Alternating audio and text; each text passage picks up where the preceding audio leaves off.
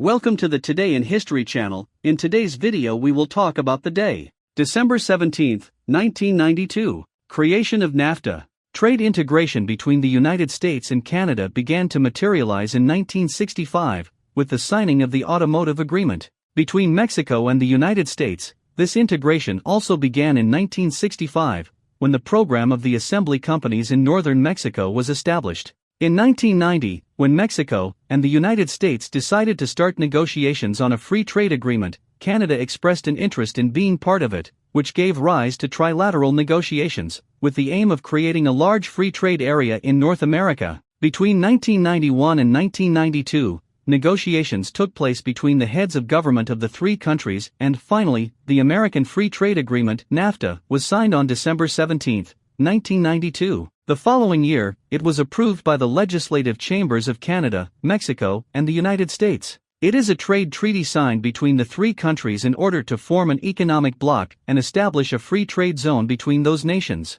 The NAFTA acronym for North American Free Trade Agreement, in English, began to be effective on January 1, 1994, despite having been signed in December 1992 by the presidents of Mexico and the United States, Carlos Salinas de Gortari and George H. Bush, and the Prime Minister of Canada, Brian Mulroney. NAFTA seeks to eliminate customs and border barriers in order to be able to trade freely in the agreement area. Starting from the doctrine of free trade, it promotes competition, the protection of intellectual rights, and the creation of mechanisms that allow the application of the treaty in each country.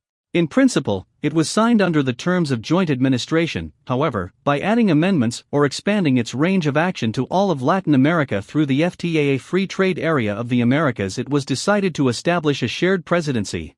The resolution of problems and the structuring of the agreement would have to be trilateral or multilateral when its scope was extended. Thus, the three countries have access to the markets of other members, stimulating their economic development and fostering investment. With NAFTA, the aim was mainly to eliminate taxes on goods produced in these three nations, and their preferential taxation on goods from other countries that are not part of the agreement. The first step of NAFTA was to apply a policy of reducing the administrative procedures required of producers, importers, and exporters, with the idea of facilitating their activities.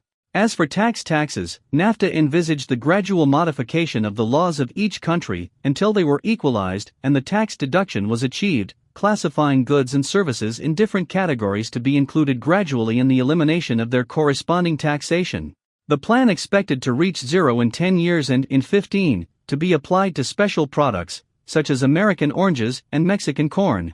NAFTA consists of a preamble and 22 chapters grouped into 8 sections. The second part of the agreement deals with trade in automotive, textile, energy, agricultural, and petrochemical goods, as well as customs procedures. The third, fourth, and fifth parts deal, respectively, with technical barriers to trade, purchases from the public sector, and investment and trade in services. The sixth part deals with intellectual property, and the seventh and last are the instruments for the resolution of disputes. If you like the video, of course subscribing to the channel, like, comment, and share. To receive new videos. See you next time.